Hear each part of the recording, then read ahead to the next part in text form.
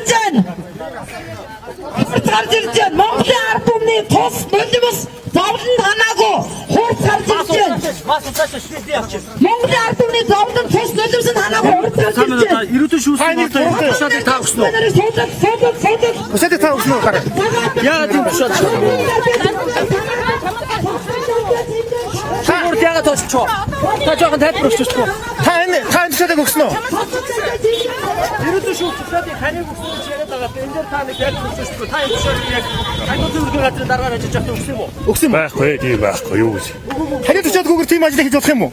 Байхгүй тийм байхгүй. Ер нь нэг хуулийн байгууллагч чинь тушаалаар явдаг шүү дээ.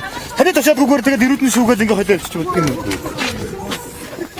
Баталширсан аваад. Яагаад тийм ирээдүйн шүүхүүд ажиллагаа явуулсан юм бол та энэ дээр жоохон тайлбар өгч шүү. Шүүхөр дуусаагүй. Шүүхөр дуусаагүй.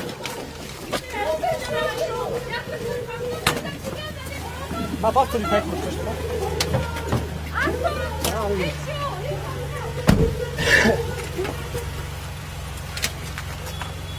За үзэгчтэй тагнууд ерөнхий газрын дараагаас огшиж генерал хурц би ямар ч тийм тушаал өгөөгүй шүүх хурлаа үргэлжлэж байна гэдгээс өөртөө тайлбарыг хийсэнгүй. Ямар ч хэлсэн шүүх хуралдаан бол өнөөдөр 14 цагийн хүртэл хойшилсан байгаа. За шүүх хуралдаанд энэ хэрэгт холбогдож эрүүдний шүүх ажиллагаа шууд Гардан зохион байгуулсан Ялтан Амгалан Баатарыг оролцуулах ёстой гэдэг шүүхийн шийдвэр гарсан учраас түүнийг шүүхийн одоо 20 хангаас шүүхийн танхимд авчрах хүртэл хугацаанд шүүх хурал хойшилсан байгаа шүү. Содон дээр